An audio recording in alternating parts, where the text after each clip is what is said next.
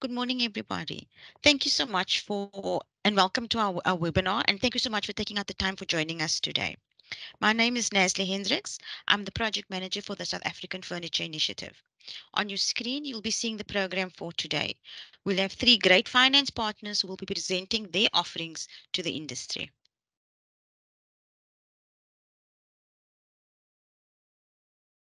We start off with the purpose of the webinar. This is in SAFI's endeavor to support the industry. So we've partnered with key stakeholders to bring their offerings in order to help you sustain and grow your business. Some house rules. You will notice that your camera and your camera and mics have been disabled during this webinar. You may ask your questions in the chat section during the webinar, and they will be addressed in the Q&A session after each presenter. Please note also that the webinar is being recorded. If during the Q&A session you do want to address a question directly to the presenters, and not in the chat, you may raise your hand and we will disable your mic. Thank you. So first off, I'll introduce our first presenter, Renee Porter from Business Partners. Renee Porter, who has been with Business Partners for 25 years, is passionate about financing SMMEs. She believes that entrepreneurs are the wealth creators of South Africa through job and skill creation, and the goal is to share knowledge and expertise to enable entrepreneurs to develop further.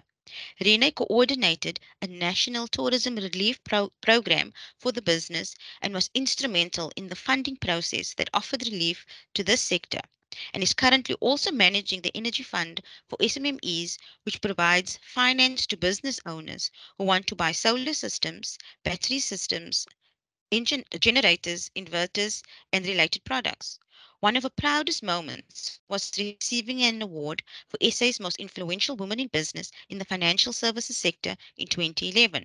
She also holds a BCom Business Management degree and an honors degree in financial management. Thank you. Rina, I hand over to you.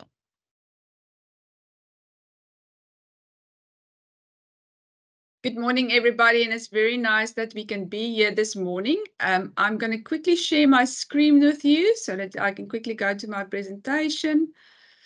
So let me just put on presentation mode. So this morning, I quickly want to share with you just on the business partner solution, just tell you a little bit more about business partners and what we do and what our offering is to SMMEs. So first of all, just a little bit about my agenda this morning. First of all, I want you to understand the business partners offering. Secondly, what makes us different from other financiers. The South African challenge currently, I think we have a very specific challenge at the moment. And then furthermore, how can business partners be a solution to this particular problem? Just about the salient features of our energy fund, and then what you should do if you want to apply for finance. So just a little bit about business partners. First of all, business partners is a specialized risk financier, financing small to medium-sized companies in South Africa and selected African countries. We are deeply entrenched in the SMME ecosystem and support entrepreneurial growth by providing finance from 500,000 up to 50 million to small and medium-sized businesses.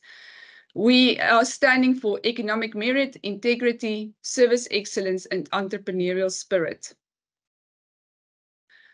Our purpose statement is we empower entrepreneurs to build sustainable businesses, contributing to an inclusive and equitable society. Just about our history, we've been established in 1981, so we're 42 years old this year. We are a public listed company with an asset base of over 6 billion. Our shareholders are a diverse a list of companies, all on the top 40 listed companies on the JSE. And we annually assist about 280 businesses with over 1 billion of funding. We facilitate around 12,000 jobs per annum. So just what are we focusing on? First of all, our funding is specifically focusing on the viability of the business. So first of all, we specifically look at the business risk. For us, the business risk and the entrepreneurial risk and the financial risk is a combination on how we structure our funding. Now, if you talk about business risk and immediately you think, but my business is not necessarily risky, how we look at it specifically is we look at the nature of your business, the stage of your business. Is it a startup? Is it expansion? Is the business 10 or 20 years old? Obviously, it's more established at that stage. And then we also look at the gearing of the business. We look at what other funding you have within the business. So do you have a lot of outside debt from a financier? What is the cost of that capital? And then also what have you invested particularly in the business? We also look at the profit potential and the history of the profit of that particular business. So obviously, sometimes the business we all have seen during COVID, businesses didn't perform that well. There were some losses, but we also have a look at before COVID and have a look what have you done in that stage. Obviously, maybe you are already there again, or you are well away to get specifically there with your business, and we take that into account. So the profit history is important, but if there's losses and we can explain it, that's definitely part of what we are looking at. We also look at the growth potential of the business. Will the business grow in the next few years? Because obviously, we don't want a business that is just running on the same level all the time. And then we look at specific industries. Obviously, some industries are more risky than other industry, for instance. And there's always a time where we decide, look, at this stage, this particular industry might be more risky than it was 2 years ago, and we then maybe have a look at very carefully at our due diligence in that particular industry. But it won't be to say that we won't do that specific deal. If we tick the boxes, if we feel comfortable with the risk, and if we understand the risk, we can still look at a potential for funding for that particular transaction. Then we also take into account the entrepreneurial risk. They always say it's all about the jockey. It's all about the entrepreneur. As you know, you can have a very, very good business running smoothly with an excellent entrepreneur. Someone else will take over and unfortunately won't be able to make sure that that business survives so well. So for us, there, the entrepreneurial risk, we look at the relevant experience of that specific entrepreneur. We look at the track record. We look at the profile of the entrepreneur and obviously integrity as well. So often I see that people, for instance, in the corporate industry, corporate environment, will maybe take their pension fund and then they will start something like, in most of the cases, a restaurant, because they love to be a restaurateur, they love cooking, and then they would like to go and start a business in the restaurant industry, but they don't know anything about the restaurant industry. And I can promise you that is definitely not that's definitely not the easiest of industries to be in. And it's very important to make sure that you understand that particular industry very well.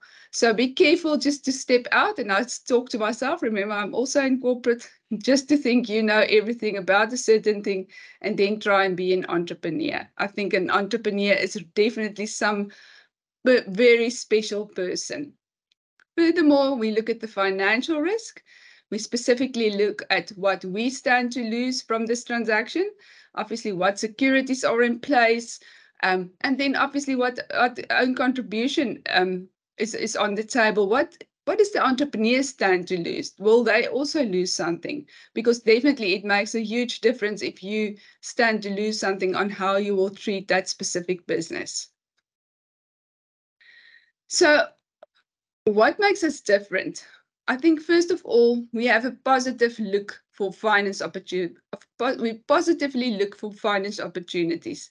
We would like to invest in small and medium-sized businesses, and we would like to assist entrepreneurs. That's what we want to do, and we're constantly looking for new transactions. We have a desire to make funding available, and but I think it's definitely for us a benefit is that you will always have a personal contact with the person. It's for us about relationship building with our business associates, role players, and obviously entrepreneurs and clients. So we will definitely visit the business, come and have a look at what your offering is, what you are doing at your business, and on that we base our due diligence structure. Our funding is split flexible, so no two deals will be the same. Even in the same industry, you won't find exactly the same two deals. We really try and see that this specific solution for funding is specific for your specific business and for your specific needs. So it's very important that we understand what you want, and you must make it very clear when you apply for the business what you specifically want in terms of funding.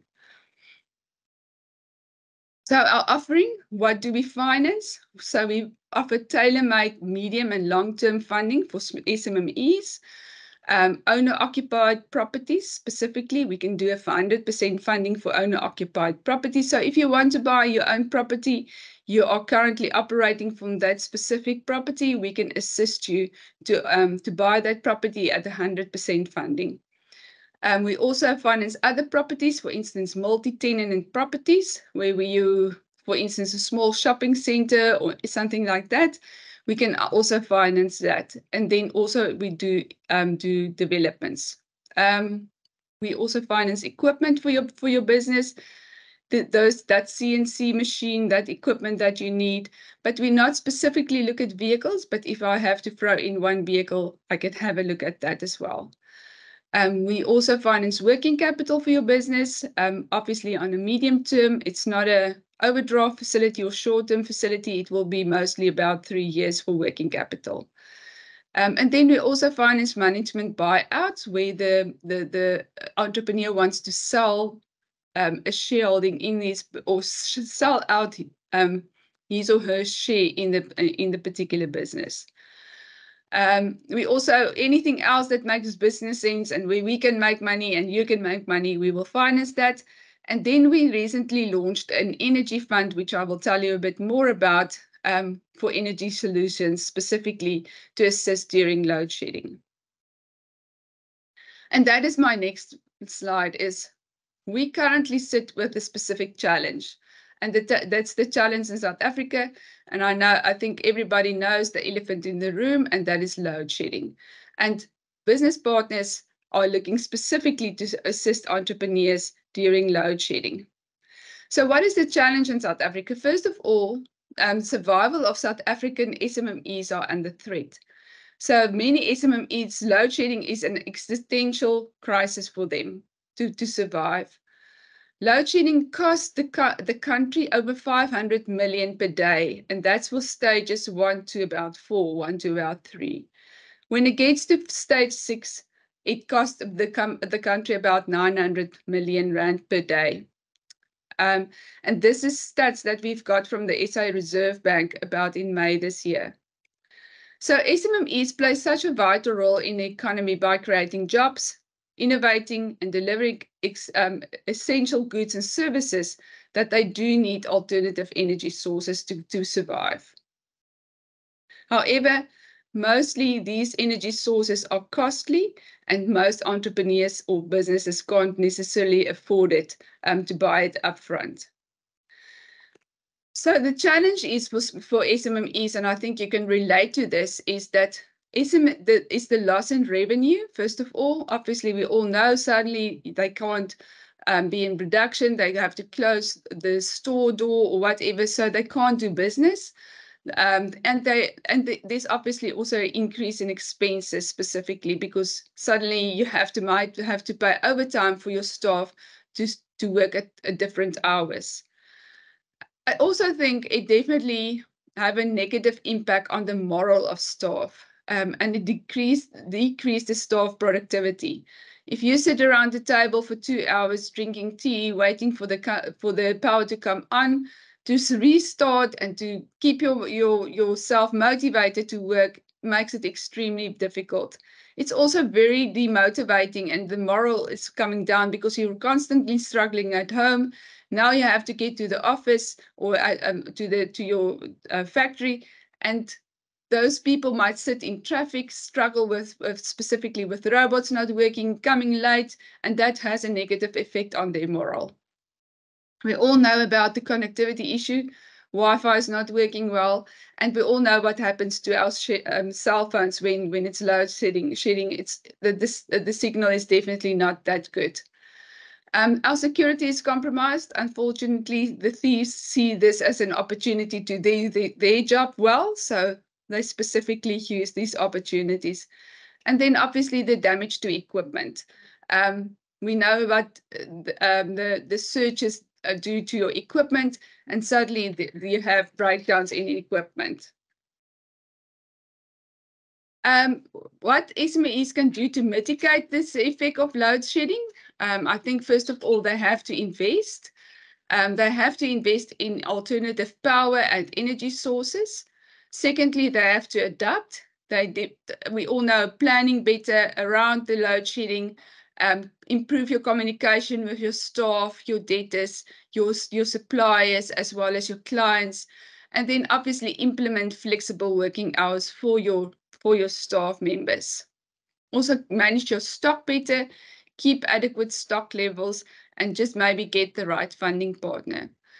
Just to give you some examples of problems that we've seen with load shedding, we have a business that we finance who is in the injection molding environment. What they have to do on a regular basis is those type of equipment, it needs to cool down before you can switch it off, but it doesn't want that power surges. Afterwards, it takes about an hour to switch on again and to heat up. And in stages like 6, where you have regular load shedding schedules, then obviously it's basically you had load shedding, it starts up, takes about an hour, you work about an hour, and then an hour later on you have to switch it off again, those machines, so that there's no damage to those kind of machines. So you can imagine the impact it has on that particular business. But if you even take it just a normal restaurant, they can't cook that well, they have to have specific menus for load shedding. It makes it extremely difficult for these businesses to run. So what is the benefits then of alternative energy sources? First of all, there is no or limited load shedding. And I think that is the first benefit that you have. You have a long-term sustainability plan. Then you have a consistent lower energy bill. And I think we have to think about that as well, because what we do see is as soon as the stages goes down, people start believing everything will be okay again. And I think that is the one wonderful thing about South Africans, that we do believe and that there's always hope, and that's what we have to have, but we will also have to be realistic. Unfortunately, the energy crisis will not be something of the past very soon. Obviously, with the alternative energy sources, we will create more jobs and we will maintain the jobs. There's less service disruptions, so that you can constantly have a good level of service.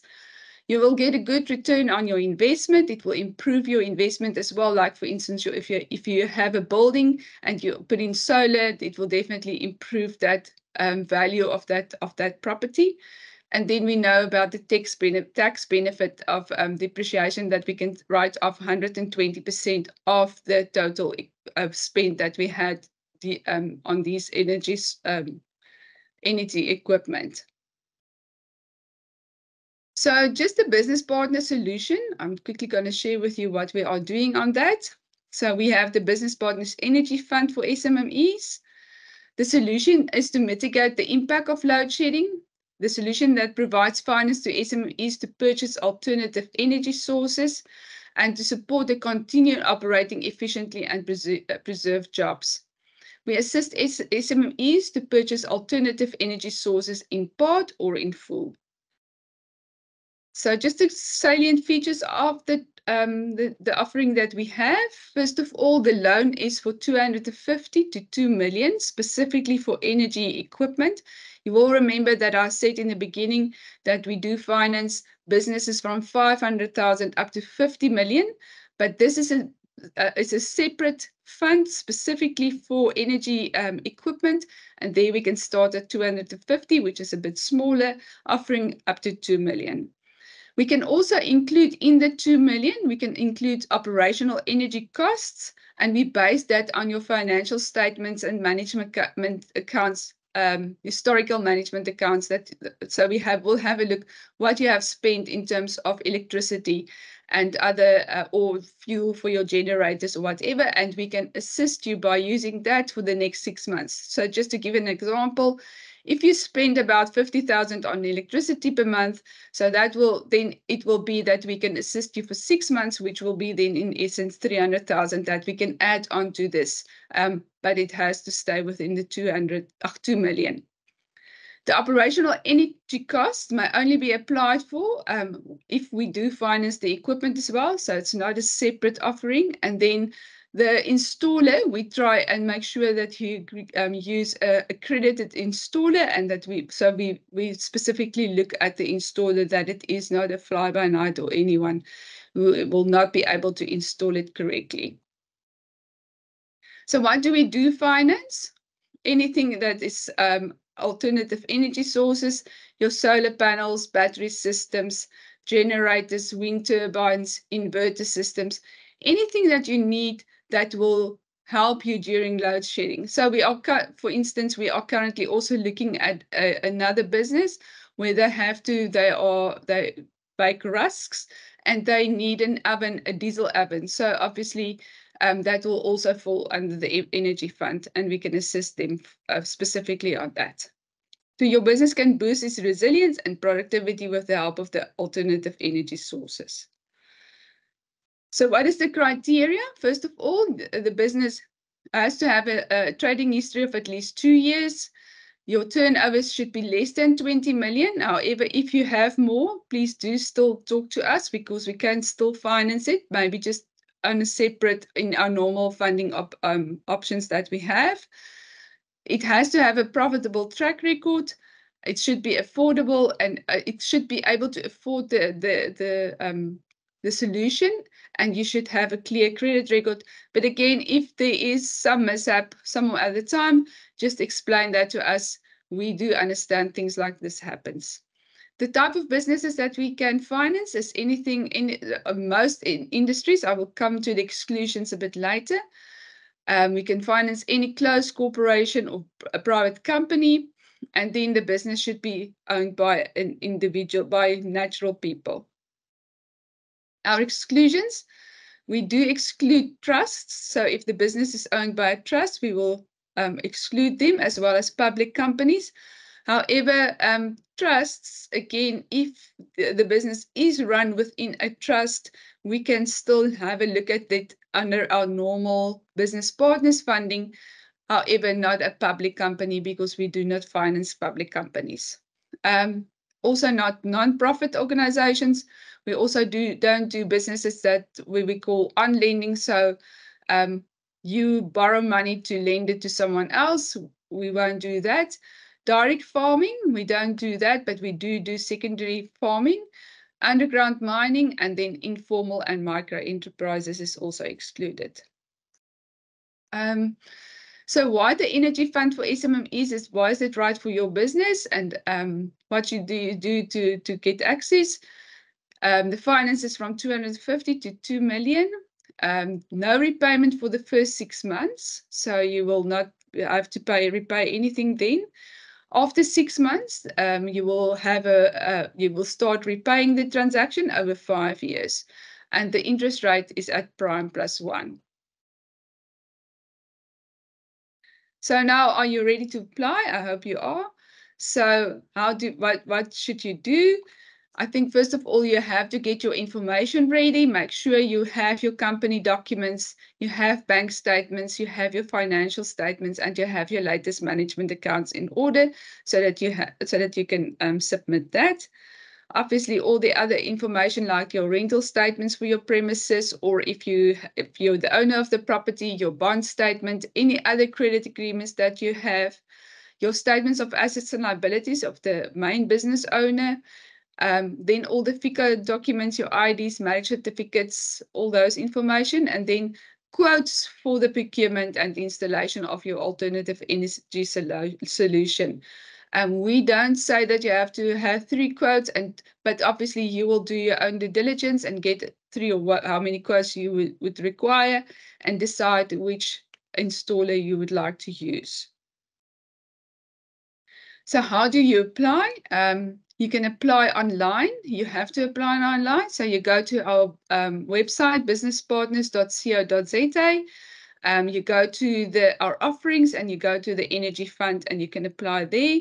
If you want to apply for other business funding, you can also go to our website, have a look at the offerings and just normally apply there. Or you can contact us directly as well for more information. So I'll share my details a bit later. And I just want to see how I am with time. I think I'm a little bit over, so I'm not going to play the video clip now. So yes, that is basically from my side, and I hope we will hear from you soon. Thank you so much, Elena, for that very informative presentation. We have a couple of questions in the chat. I think you might have actually addressed it, but can you just check for us and then, yeah, then we can take it from there. So let me quickly see. Let me start at the top. I just want to see where's the first one. I think Chris Venter is the first question. Chris Venter. Yeah, possible indication of minimum cost. Chris, maybe you can just possible indication of minimum cost of funding. As I said, that the interest rate for that particular funding is prime plus 1. For the energy fund, our normal standard type of financing is all taking into account what securities are available, what is the risk that we take, and according to that, we do price your transaction. But for the energy fund, we only use these assets as security that we finance, and that's at prime plus 1. I hope I answered your question. Will I qualify for the energy funding if I run a home office consultancy from home? Yes, Lionel, you will be able to qualify for that. We will obviously establish how big the business is, but we're specifically looking at a similar transaction at the moment, so you will qualify. Will I qualify for funding as a startup? Not for the energy fund, however, but yes, for something else, you will be able to, we can do it through the normal business partners funding. Yeah, is that the only questions there, those 3? Any more questions? Wonderful. Thank you. Thanks so much again for your time. We really appreciate it and it was a really great presentation. So we'll move on to our next presentation. The next presenter is from the National Empowerment Fund. We have Mr. Kailishle Sibia. He's the investment principal. 15 years experience in funding, in particular in DFI funding, covering several sectors, including energy, infrastructure, agriculture, textiles, and furniture. He also is a qualified chartered accountant and a member of SAFI. He also holds a postgraduate diploma in business administration.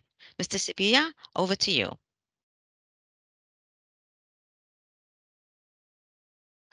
Thank you. Good morning, colleagues. Thank you for joining us this morning. As indicated, my name is Kylie Tlesibia. I am from the National Empowerment Fund.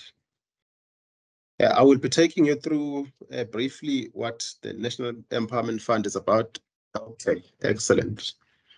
Okay, so I'll take you through what the National Empowerment Fund is about and what we do. And then after that, we'll move on to specifically the Furniture Fund. So the National Empowerment Fund is a state-owned entity. It's a DFI, Development Finance Institution. It was founded in terms of the National Empowerment Fund Act, number 105 of 1998. So it is a post-democracy institution. Its main purpose is to assist, especially empowerment of Black-owned businesses with financial solutions as well as non-financial support that can be identified as gaps in the businesses we support, and then assist those businesses with those. The National Empowerment Funds exclusively BEE, as indicated. And I will explain what that means a bit further later on. We cover between 250,000 all the way up to 75 million, depending on the resources we have at our disposal. The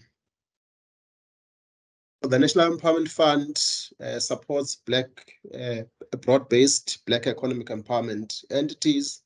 What that means, it means ownership, it means management control, it also means employment equity. So ownership, as indicated that we fund Black businesses, ownership must also mean ownership control, which is 50 plus 1 shares in the business. We do have a good flavor of empowering Black women. We had a fund that was called the WEF Fund, which was specifically for women-owned businesses. So we do support a lot of women-owned businesses. Our mandate includes job creation. It includes growing the sectors, especially in rural areas and townships. We do focus on geographic spread, and what essentially that means is that we focus on the provinces, especially those provinces that are not as developed. So if you look at Gauteng, for instance, you look at the Western Cape, you look at KZN, they are far more developed than other provinces. So we try and spread ourselves to provinces that are not as well developed. And then obviously the investments must be commercially viable, which means investment return for the business as well as for the National Empowerment Fund. We are structured typically into 4 main funds. So the first one is an SME fund. It's called Imbeu. So it funds between 250,000 rands all the way up to 15 million. So if you have typically a franchise business, your KFCs, other franchises, your fuel stations, and so on, those would be covered by our SME fund, which is an Imbeu fund. We do have Rural and Community Development Fund, which is mandated to look at rural economic development through new ventures, acquisitions, expansions, and greenfields. So the focus for this fund is rural and township investments. It covers between R1 million all the way up to 50 million. And then we have Umnotho Fund, which also funds new ventures. It funds acquisitions, project finance, expansion, capital markets, liquidity, and warehousing. And that funds covers between 2 million rands all the way up to 75 million rands. And then lastly, we have a strategic projects funds, which looks at early stage investment, typically project development. Before you reach bankability, you have to do all sorts of development work on your project. And that is where the strategic project funds comes in. It funds between 250 as well, all the way up to 75 million. So in terms of the facilities that we have term loans, which can typically be a 3-year loan facility because you do get especially working capital facility, but also capex facilities that may just only require 36 months to cover, all the way to about 10 and at times 12 or maybe 15 years, depending on how the business is structured and when the business and the cash flows are able to cover that facility. So we cover working capital as indicated, but we also cover capex, which would be your machinery and equipment, furniture, vehicles in the business, but we also fund property.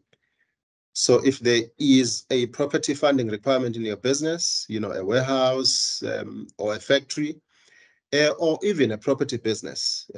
We've supported businesses in the tourism sector where properties must be erected, but we also support quite a bit of student accommodation, which also require property finance. So that would then be covered under our mortgage loans, which can typically go up to 15 at worst, even though we prefer 10 to 12 in terms of tenure. We do have revolving facilities, which is basically to cover your shorter term working capital needs. So where typically you just require, funding to buy, your raw materials, your input, and to pay labor. And this typically works with seasonal businesses, where a business, sells in a particular season, and they just require a short-term facility to cover their input costs to fund their working capital in that season. So a revolving facility would be suitable for such a business. And then we do get suspensive loan facilities, which are similar to term loans, but obviously structured specifically for machinery and equipment loans. So if we don't fund your machinery under the term loan, we would specifically then use a suspensive loan facility, which is also in a way a term loan. So that can be up to 60 months, which is 5 years. But also, if your cash flows require that we push it slightly to a 6 or 7 year facility, we can always consider that. We do also support with equity in terms of acquisitions, or if our gearing ratio is not looking as good, we may, or maybe there's a specific requirement that require a specific gearing ratio in your business, we can then maybe support the business by utilizing a subordinated loan facility, which behaves like an equity instrument.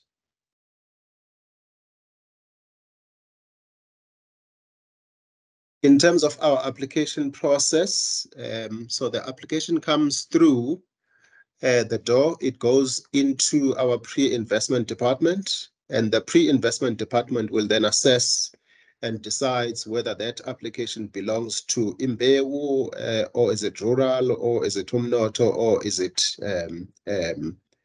our SPF fund. And then once that application has been allocated to the specific fund, so that fund will then proceed to screen the application. So the screening basically just to check quickly whether it falls within our mandate. Is it a sector that we support? In terms of that sector, are key requirements of that specific sector present or not? And then in that process, we are able to give you feedback as to whether the application is within our mandate and whether in terms of the sector requirements, those requirements are in place. Once the team that is conducting a screening is happy, that application that moves to what we call a deal forum, which is basically an internal team. And that application is presented before that team, and that team will decide whether that application can go further to a due diligence stage. Due diligence stage is an in-depth investigation on your business with the view to cover the entire business end to end, the understanding thereof. And the team will then put together a report. And once the team is happy, they will then proceed to one of our committees for approval. Once we've approved, we then engage in legal agreements where our lawyers internally will then engage with your lawyers and conclude those legal agreements. And once all the legal agreements have been concluded, the CP process has been fulfilled. We then move to disbursements, which is essentially the final stage.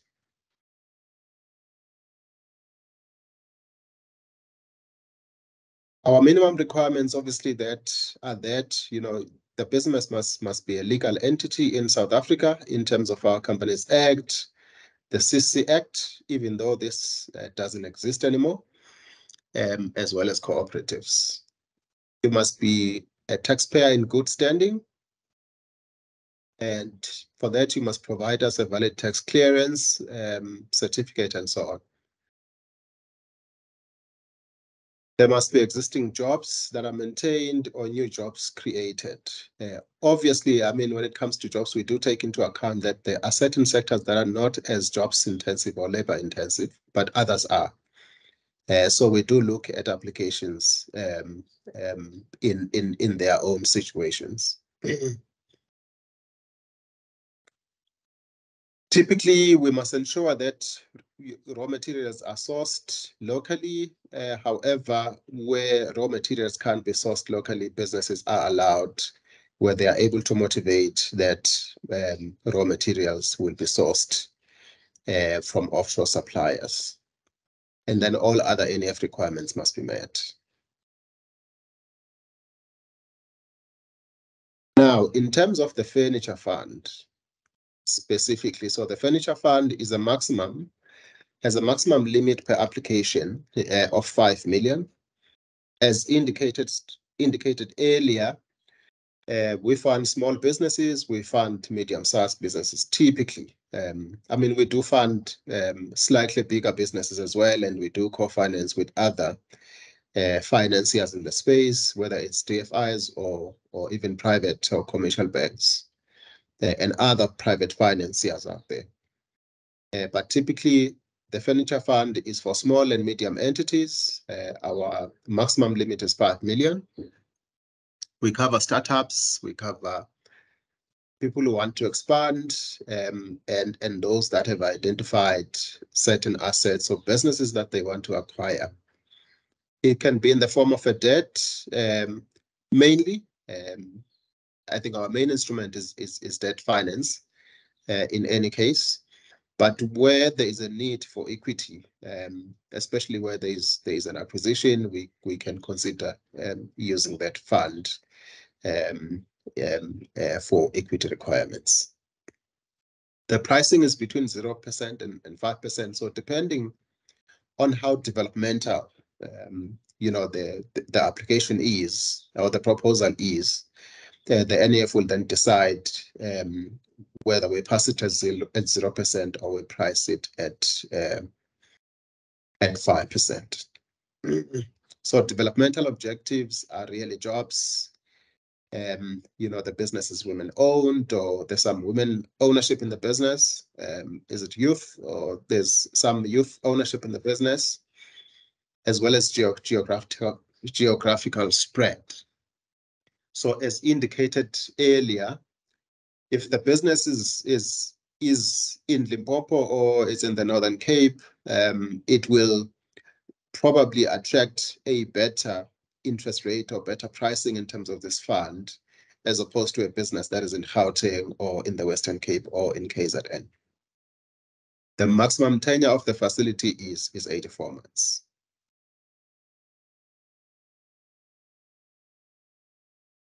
So basically, the furniture fund supports all businesses that are in furniture. Cupboards, it's tables, it's pedestals, displays, storage units, school furniture, beds and bed components, and any other furniture-related products in the space.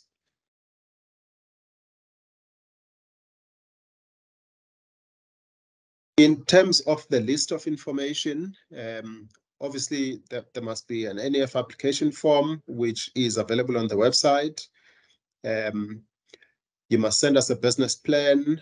If it's an existing business, you must send us your audited financial statements or reviewed financial statements or financial statements.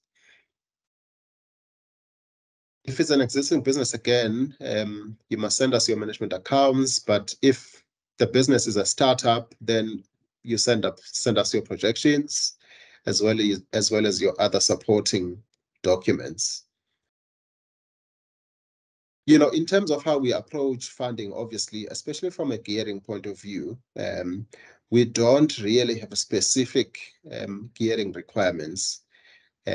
We just look at your personal balance sheet and assets in terms of your statement of assets and liabilities, as well as the contribution that you can put on the table. And if the business is really commercially viable, then we are able to support that, which is why your personal statement and asset and liabilities is important for us. We look at your bank statements and then your FICA documents, such as your certified IDs, registration documents, and so on. Obviously, in the business plan, you must now also detail, your funding requirement in terms of what you are applying for, and then any other documents that we may require once we've received your application.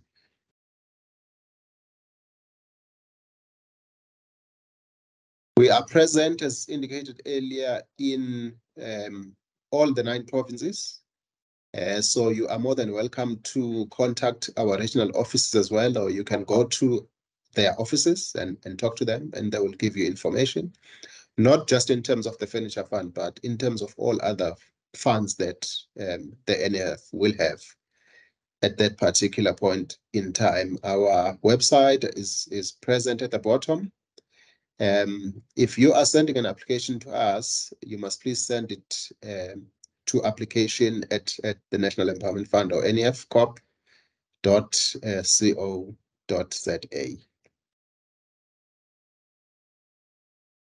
You can also send me an email. Here's my email address. You can send an email to a colleague of mine as well, Thomas, and that is his email address. Thank you, Program Director. That would be all on my side. Thank you so much, Mr. Sabia. That was really an enlightening presentation. There was some questions, or there is some questions in the chat, but I think your colleague has addressed all of them. I don't see any questions that have not been answered. Let me just check. Just a note for everybody that the presentations will be shared as well as the recording after the session, which would obviously include the contact details of the presenters. If there's anybody who has a question and they'd like to ask it directly, you may raise your hand and I will unmute you.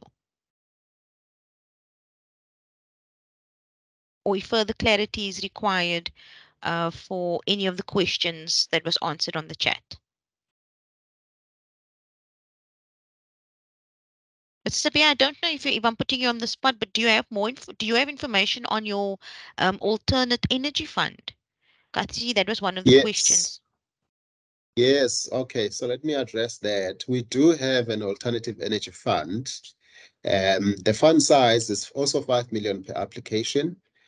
We fund specifically solar, which is your solar panels, as well as any other equipment, batteries and inverters, and your other supplies, connections and all. So basically a solar solution. Um, the, the fund is priced at 2%, fixed interest rate, and we can cover up to 5 years or 60 months. Depending on whether the cash flows of the business can support that loan facility. So basically, an operating business that requires an energy solution can apply for this fund, provided all other NEF requirements are met, and that is the business is Black owned, and the business is commercially viable. If the business wants to apply for this energy fund and as well as any other funding, maybe working capital, we can also be able to do that. So we fund your working capital and then we fund you also on your energy solution that may require. Most of our applicants, in fact, we do insist, because we know that the energy problem is a real problem, as Renee also indicated in her presentation earlier. So we do insist that businesses that come through our door, that they must look at this fund, because we think, all businesses would require an alternative solution for energy to keep their operations running efficiently. So I hope I've covered enough on that fund, but I'm happy to take more questions. Thank you so much for that. I don't know if there's any further questions. In the chat, there was a question, but it was answered as well. What is the terms It is fixed at 2% for the alternative energy fund. Just give it another minute.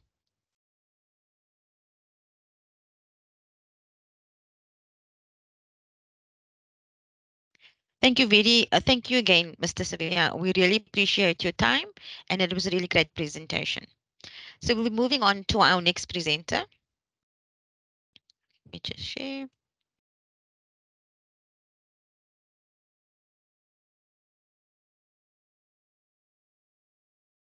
The next presenter is from the DTIC, presenting on the agro-processing support scheme. Mr. Lionel Arcleys is the Deputy Director for Strategic Partnerships and Customer Care. Previously employed at the Provincial Department of Economic Development and Tourism as a business specialist in the Economic Empowerment Directorate, Lionel contributed to the implementation of broad-based Black economic empowerment policies and the development of sector charters. Lionel also holds postgraduate qualifications in commerce and education from the University of the Western Cape. He recently completed an MSc in International Business Administration through the University of London. He also oversees and provides support with the DTIC incentives in the Northern and Western Cape. Mr. Arcleys, over to you. There we go. Thank you so much. Are we good? Okay. Yes. So let me just go back there. Ladies and gentlemen, Lionel Achilles, I'm based in the regional office, Cape Town or Western Cape regional office of the DTIC. And from here, I also service the Northern Cape province for the simple reason the DTI does not have a regional office in that province. So we offer from the DTI side, we offer incentive support to existing businesses, sometimes even start-up businesses, and the one that I want to focus on today is the agro processing support scheme. Now, the purpose of uh, the the background and introduction, we aim to revitalize the processing sector um, as and to create both linkages with primary sectors as well as downstream industries. So for that reason, then, in terms of agro processing, we focus rather on the secondary industry and not the primary agricultural industry. We encourage uh, more a value chain approach to value addition as well as agro processing. Um, so in terms of the objectives of the program, we aim to increase capacity, production capacity, to create employment, to assist with upgrading or modernizing machinery and equipment, to bring new entrants into the value chain, and to improve competitiveness and productivity. Now, if one then look at the projects that may qualify as well as the mandatory requirements, on the left side of that of your screen, those would be the qualifying companies, which would include new and existing agro processing or beneficiation projects. And this may include uh, processing of post-harvest activities that may result in value adding, and such as, for instance, enhanced storage, life cleaning, grading, waxing, controlled ripening, um, and then you will see further down we come to wood carving, extrusion, synthesizing, polymerization that change from raw material the product, the ultimate product. And so some of the requirements then would be that it must be a starting or expansion of an agro-processing operation. We insist that you must retain or create direct employment, um, boost the local capacity, or be able to demonstrate export orientation. Um, Furthermore, in terms of the sector that you are involved in, you must maintain those sectoral minimum wage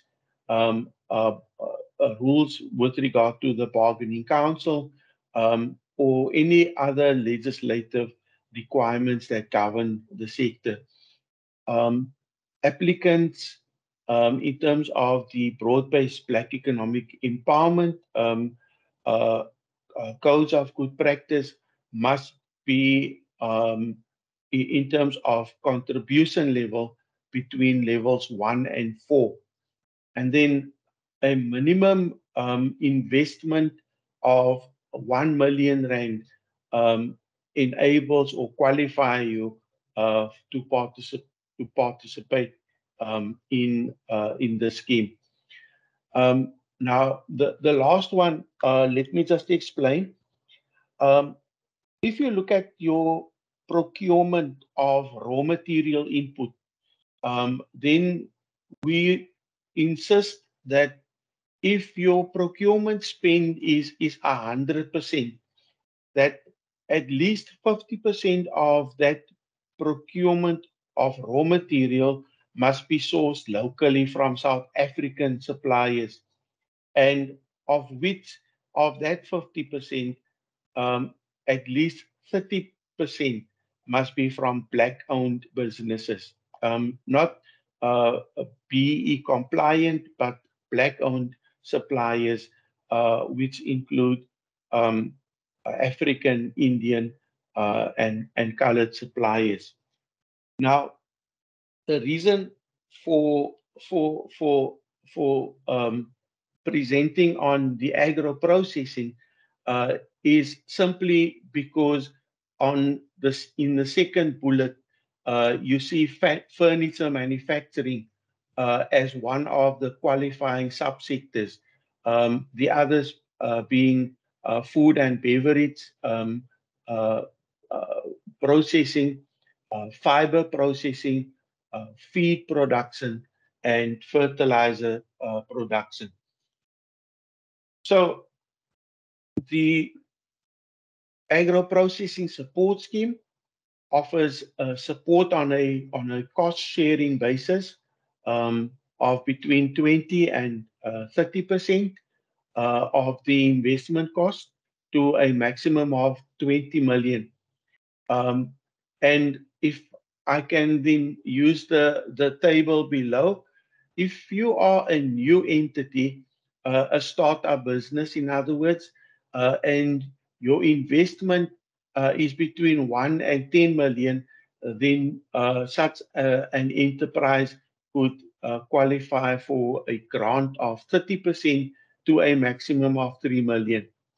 However, if in the third row you have an existing entity with historical assets, a balance sheet exceeding 10 million, with an investment also exceeding 10 million, such an enterprise would qualify for 20% grant um, to a maximum, to a cap of 20 million. So what do we support? We support investment on the following: the investment of new machinery and equipment, um, which can be owned or capitalized financial lease. And here we include the current energy um, uh, requirements that companies may experience. So investment in green technology, energy, and resource efficiency would also qualify under machinery and equipment. But you can see the operative word there being new machinery and equipment. And then similarly, we look at new commercial vehicles that can be directly linked to the production process, and it is limited to 2 million. Um, Buildings, here we look at the not the purchase of a building, but rather the improvement to make your building fit for purpose, putting in a sprinkler system or a loading dock or securing the building also with fencing up to a maximum of 2 million rand. And then competitiveness improvement cost, which should be up to 10% of the qualifying investment in machinery and equipment, and this also is limited to 2 million rand. Now, what are the criteria for participation? As I've mentioned earlier, the company must be between levels 1 and 4 BE compliant. Uh, in addition, they must submit a complete business plan um, within no that designated application window period. Um, uh, we've done away with the window period, so a person can or an enterprise can apply right through the year within a financial year, but they should provide in their business plan detailed agro processing or value addition activities, budget plans, projected financial income and statement and balance sheet for 3 years. Existing entities must submit latest financial statements not older than 18 months. And then, very importantly, because this is often where entrepreneurs make the mistake that they incur the cost and then they apply to the DTI retrospectively, ask for reimbursement of prior investment. It doesn't work like that. With all our incentives, an application must be made prior to the start of activities, and no assets that were bought or other costs that were incurred prior to an approval will then will be refunded or reimbursed. For agro processing, we insist no reduction of employment um, for at least a 12-year period prior to the date of submission, and as mentioned earlier, a minimum investment of 1 million rand. For projects that meet all for the following criteria, benefit criteria, an additional 10% may also be considered. So if you increase your employment from base year by at least 25%, you achieve a level 1 um, on your BE scorecard.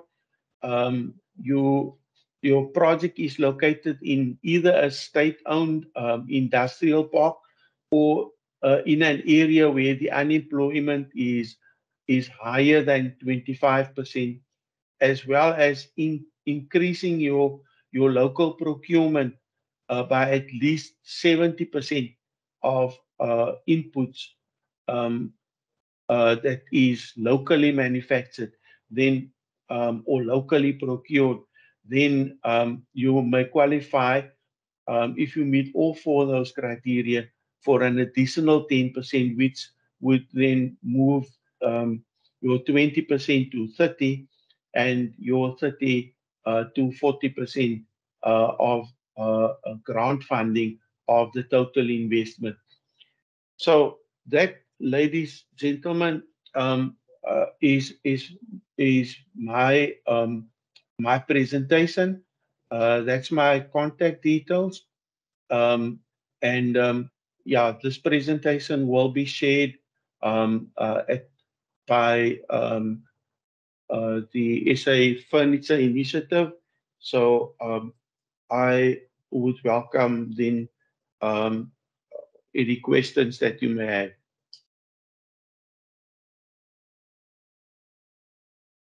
Thank you so much, Lionel, for that very informative presentation. Just checking in terms of the chat. So there's no questions at the moment, but there's a note from Francois that she just Mm, wanted to highlight. Kindly note that for furniture and fiber processing, they are mm. exempted from sourcing the 30% raw material from black-owned companies with effect from September 2022. Okay. So I just wanted to highlight that. Just want to check, is there any other questions? So maybe just to make the point and to reiterate the point, we've spoken a lot about the alternative energy funds and solutions, and so with agro processing support scheme, we make provision also for the acquisition of alternative energy sources within our grant funding, and so you could essentially be applying to either business partners or the National Empowerment Fund, but that investment or loan could be reduced significantly by the grant portion that you may receive under agro processing support scheme. Just to make that point.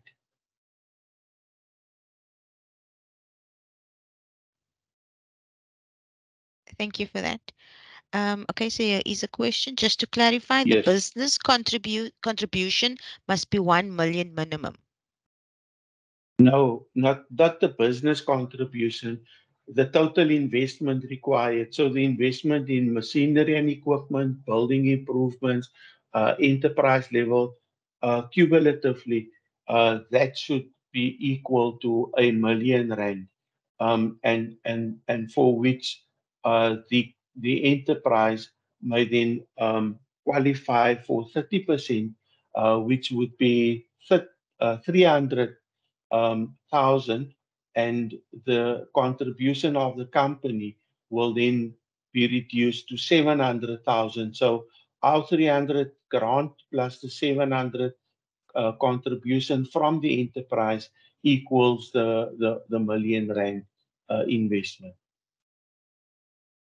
Thank you. Tafazo also said that the minimum has also been Mm. removed with the changes in September 2022. Okay. Tafazo, I'll enable your mic and camera, and then you can also comment if you want to add anything. Let me just get to you.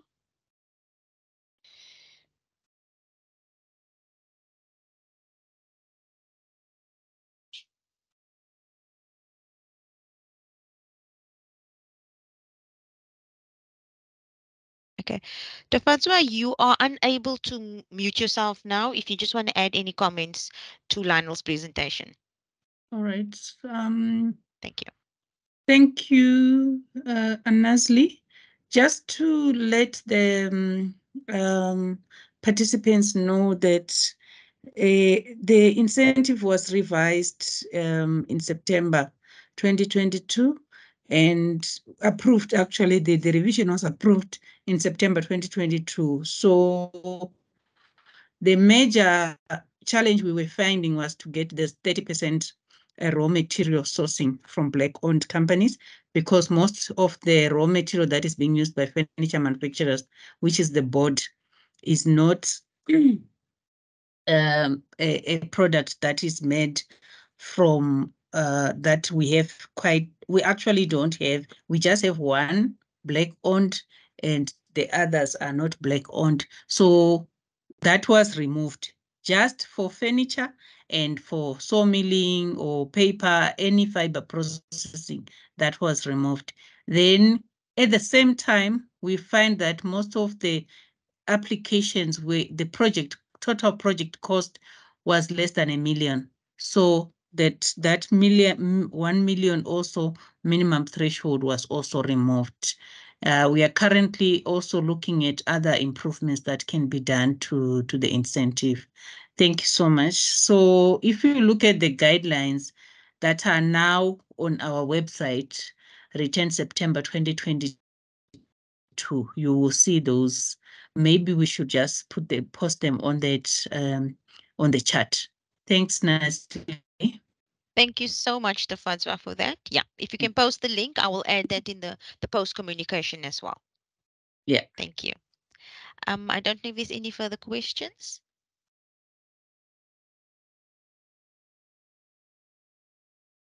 Nothing. Just check. So thank you again, everybody, for your time. So in closing, we will be sharing the recording of the session as well as the presentations and the contact details for all the. Thank you, Tafanswa. Let me just check. Okay, so if a business manufacturer offers furniture which includes wood and metal, would funding apply to the metalwork machinery? That's a question from Hilal. Lionel Tafanswa? Hilal, the response is yes. Thanks so much. I'll then wait another minute.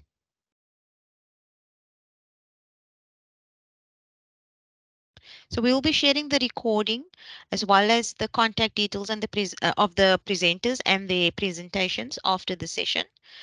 We thank you for your time, and a special thank you to all the presenters for engaging with our industry. We really appreciate it. So we wish you well for the rest of the morning and the day, and take care. Thank you, everybody. Goodbye. Thank you. Goodbye. Thank you. Thank you. Goodbye.